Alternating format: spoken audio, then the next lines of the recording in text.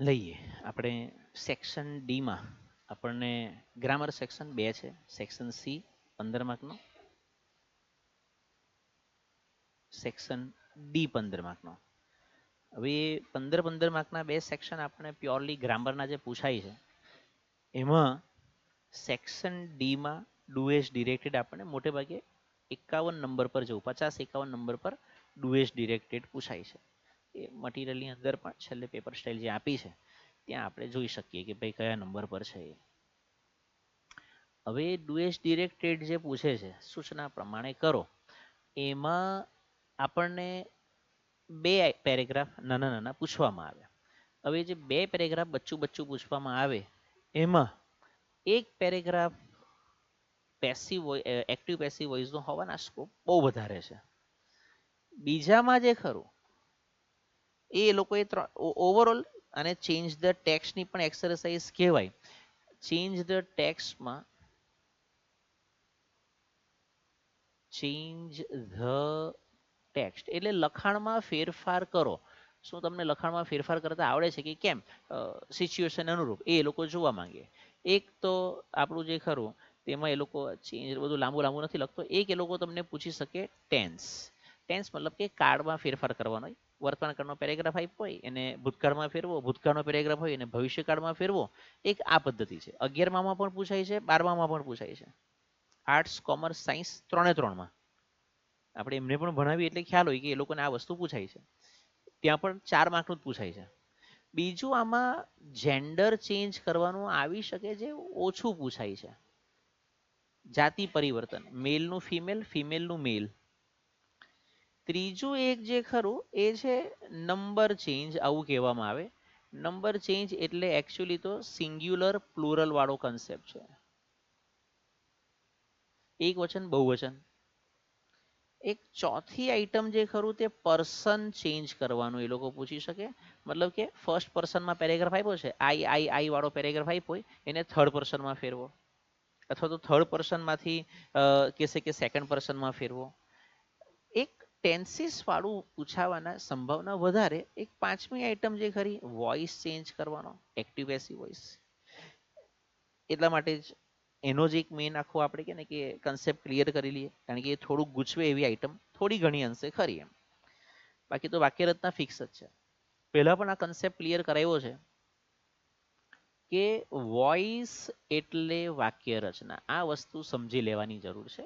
Voice એટલે વાક્ય રચના, અથવા આ લખેલું પણ હશે ઘણા બધા નોટબુકમાં, વાક્ય પ્રયોગ. ની લખ્યું હોય તો પછી લખી લેવાનું. હવે પાછા વોઇસ બે આવે. એક છે એક્ટિવ વોઇસ. એક્ટિવ વોઇસ એટલે કર્તરી પ્રયોગ, આવું શોર્ટકટમાં બોલવામાં આવે, અથવા કર્તરી વાક્ય રચના. અને બીજું છે પેસિવ વોઇસ. પેસિવ વોઇસ એટલે એ અલગ સ્લાઇડમાં જોઈએ, એને અહીંયા સાથે સાથે લખતા જ જઈએ. એને પણ સાથે સાથે પેસિવ વોઇસ એટલે કર્મણી પ્રયોગ. ગુજરાતીમાં પણ આવતું હોય કર્તરી, કર્મણી, કર્તરી પ્રયોગ, કર્મણી પ્રયોગ, ભાવે પ્રયોગ, પ્રેરક વાક્ય રચના, બધું ગુજરાતી ગ્રામરમાં પણ છે જ. ઓકે, હવે આમાં એક્ટિવ વોઇસ એટલે કર્તરી પ્રયોગ. કર્તરી પ્રયોગ એમાં કર્તરી પ્રયોગમાં કર્તા એટલે કે સબ્જેક્ટને મહત્વ અપાય છે. પેલી બાજુ પેસિવ વોઇસ એટલે કર્મણી પ્રયોગ. કર્મણી પ્રયોગમાં કર્મ એટલે કે ઓબ્જેક્ટને મહત્વ અપાય છે.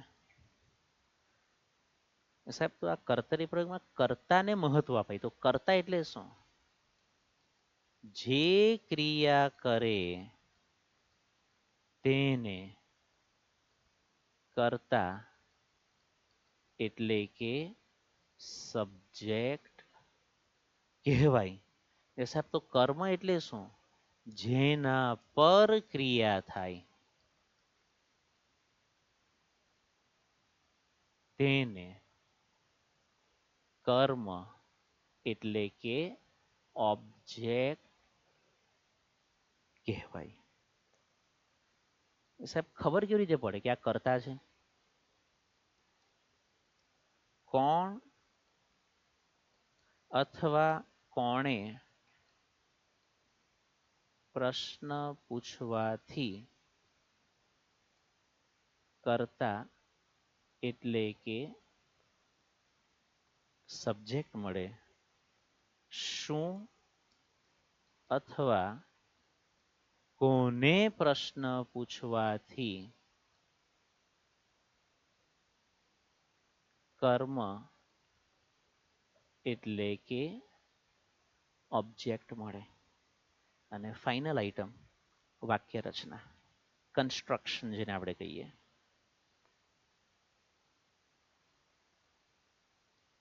જે મહત્વની આઇટમ છે કન્સ્ટ્રક્શન એટલે, કારણ કે ટોપિકનું નામ જ છે વાક્ય રચના.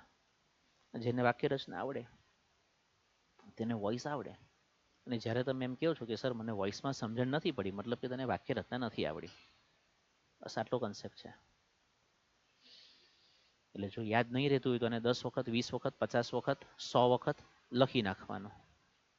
વોઇસ એટલે વાક્ય રચના, એની વાક્ય રચના જે ખરી તે એક સ્ટાન્ડર્ડ પેટર્ન છે. 12 કાળની વાક્ય રચનામાં એક સ્ટાન્ડર્ડ પેટર્ન છે જે કોમન આઇટમ છે કે ક્યાં શું આવે તો એ આ રીતે આવશે. સબ્જેક્ટ એટલે કે કરતા આગળ આવે. હું એમ નથી બોલ્યો ક્યારે પણ કે સબ્જેક્ટ એટલે કે કરતા પહેલા આવે. પ્રશ્નાર્થ વાક્ય હશે તો પહેલા વોટ આવે, વેન આવે, વેર આવે, આવું આવે. હેવ હેઝ આગળ આવશે. પણ કરતા એટલે કે સબ્જેક્ટ આગળ આવે. આ છોકરો જે ખરો વ્હાઈટ ટી શર્ટ વાળો એ આગળ બેઠેલો છે કે પાછળ બેઠેલો છે? આમ તો આગળ તો છે જ એમ. અથવા કે નહીં કે આ કાવ્યા જે ખરી તે આગળ બેઠેલી છે કે પાછળ બેઠેલી છે? આમ તો આગળ છે. પહેલા છે? પહેલા નથી. છે તો આગળ જ. કે આગળની 2 બેન્ચ વાળા વિદ્યાર્થીઓ છે તો આગળ જ. છે તો આગળ જ પણ પહેલા નથી. તેમ અહીંયા પણ કર્તાની આગળ કંઈ આવી શકે. કર્તાની આગળ પણ કંઈ આવી શકે. દરવાજો બંધ કરી દેજો જરા. પ્લસ વર્બ એટલે કે ક્રિયાપદ આવશે. પ્લસ ઓબ્જેક્ટ એટલે કે કર્મ આવશે. પ્લસ અધર વર્ડ્સ એટલે કે અન્ય શબ્દો આવશે. ટાઈમ રિલેટેડ જે કે પણ શબ્દો હોય તે. આ એક સ્ટાન્ડર્ડ પેટર્ન છે. તમે ચાલુ વર્તમાનકાળ લઈ લો, હા એમાં માઇનોર ફેરફાર થવાના, પણ માળખું, મૂળભૂત માળખું આ રહેશે. બરાબર. કાચું મકાન હોય, પાકું મકાન હોય, રો હાઉસ હોય, ફ્લેટ હોય, 3 BHK હોય, 4 BHK હોય, વિલા બનાવેલું હોય, મેન્શન હોય, પેલેસ હોય, બધામાં પાયો તો ખોદવો જ પડે. આ એનો પાયો છે. બધામાં દરવાજો હોય જ, એનો દરવાજો છે.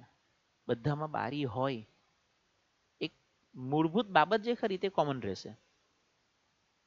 આ જ પેટર્ન પ્રમાણે ચાલશે. હા, પછી ચાલુ વર્તમાનકાળ હોય તો ટુ બી નું રૂપ પણ આવશે ને આઈએનજી વાળું ક્રિયાપદ પણ આવશે. પૂર્ણ વર્તમાનકાળ, પૂર્ણ ભૂતકાળ હશે તો હેવ હેઝ હેડ આવવાનું, ભૂતકૃદન પણ આવવાનું. સ્ટાન્ડર્ડ પેટર્ન આ. અને આ બાજુ પેસિવ વોઇસનું જે કન્સ્ટ્રક્શન જે ખરું, પેસિવ વોઇસની જે વાક્ય રચના જે ખરી એમાં કર્મ એટલે કે ઓબ્જેક્ટ આગળ હોય પ્લસ ટુ બી નું રૂપ આવશે. ટુ બી નું રૂપ એટલે am, are, is, was, were, be, being કે બી પ્લસ પાસ્ટ પાર્ટિસિપલ અથવા તો V3 અથવા તો ભૂત કૃદંત. સો બેઝિકલી તમારી એક બીજી આઈટમ નોટ કરવા જેવી એ છે કે તમને આ આઈટમ આવડતી હોવી જોઈએ. જો આ નહીં આવડતી હશે તો પણ ને એ છઠ્ઠા સાતમાંથી આવે છે. મારું બચ્ચું છઠ્ઠામાં છે, એને હું વર્ક ફ્રોમ કરાવડાવું છું. એ લખે છે જ્યારે જ્યારે ઈચ્છા થાય, સમય મળે, હું એને થોડુંક યાદ કરીને કહું ત્યારે ત્યારે વર્ક ફ્રોમ લખે છે. 5મા ધોરણમાં પણ એના ટીચર એને વર્ક ફ્રોમનું મટીરિયલ આપેલું હતું, કારણ કે 5મા ધોરણનો પહેલો જ પાઠ જે ખરો ભૂતકાળમાં છે. ત્યારે જો કે એ લોકોએ શું કર્યું કે મૂળ ક્રિયાપદ એને શું કે એક્શન વર્ડ્સ, લખવું, લખવું એટલે રાઇટ, રોટ અને રાઇટિંગ, એને એવી રીતે આઈએનજી વાળા રૂપો એ લોકોને આવે 5મામાં. પણ ક્રિયાપદના રૂપો આવે ખરા 8મા ધોરણથી. તમને ભૂત કૃદંત ઇન્ટ્રોડ્યુસ થઈ જાય 8મા ધોરણથી. અને 8મા ધોરણમાં પણ અમે તો વર્ક ફોર્મનું મટીરિયલ આપીએ છીએ. 9મામાં પણ આપેલું હતું કે રોજ બે ત્રણ ક્રિયાપદ પણ જો કે ને 10 વખત.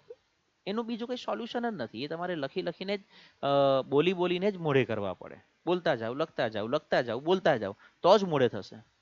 એની ઇફેક્ટ જે ખરી તે તમને શોર્ટ નોટમાં પણ આવે કે શોર્ટ નોટમાં તમારે લોચો પડ્યો, ક્વેશ્ચન આન્સરમાં પણ એની ઇફેક્ટ આવશે, તમને ગ્રામરમાં તો આવવાની જ ઇફેક્ટ. છેલ્લો સેક્શન જે ખરો એસે, રિપોર્ટ, પિક્ચર ડિસ્ક્રિપ્શન, બધામાં વર્બ ફોર્મની જરૂર પડવાની. અને એમાં જ આપણે કંઈ કર્યું નહીં હોય તો અઘરો ખેલ થઈ જાય. પ્લસ બાય પ્લસ સબ્જેક્ટ એટલે કે કર્તા પ્લસ અધર વર્ડ્સ. અહીંયા જો તો લખી રાખવાનું પાછું, શું અથવા કોને પ્રશ્ન પૂછવાથી આપણને કર્મ મળવાનું છે, અને કોણ અથવા કોણે પ્રશ્ન પૂછવાથી તમને કર્તા મળશે. આ એક મેઇન કોન્સેપ્ટ મગજમાં ફિટ કરીને કાલે આવજો, તો આગળ ગાલ્લું ચાલશે. પહેલાં આપણે થોડા થોડા થોડા વાક્યો જોઈશું, 5 5 7 7 વાક્યો પણ જોઈએ, અને પછી પેરેગ્રાફ પર જઈશું. પણ હું સ્પીડ ભયંકર પકડીશ, કારણ કે આ કન્સેપ્ટ તમે બધો મગજમાં ક્લિયર કરીને આવવાના છો. એ શરત સાથે જ આપણે કે નહીં કે આવતીકાલે ચાલુ કરીશું કે તમે વાંચીને જ આવ્યા છો, તમે વાક્યરચના મોડે કરીને જ આવ્યા છો. ટોપિકનું નામ જ એ છે, વોઇસ એટલે વાક્યરચના. બરાબર. તો અહીં આવતીકાલે આટલું આપણે જોઈને આવીએ, મોઢે કરીને આવીએ, પછી આપણે કે નહીં કે ગાલ્લો આગળ ચલાવીશું કે હવે એમાં કે નહીં પહેલાં વાક્યો કરીશું ને પછી પેરેગ્રાફ પરમ દિવસે. ઓકે.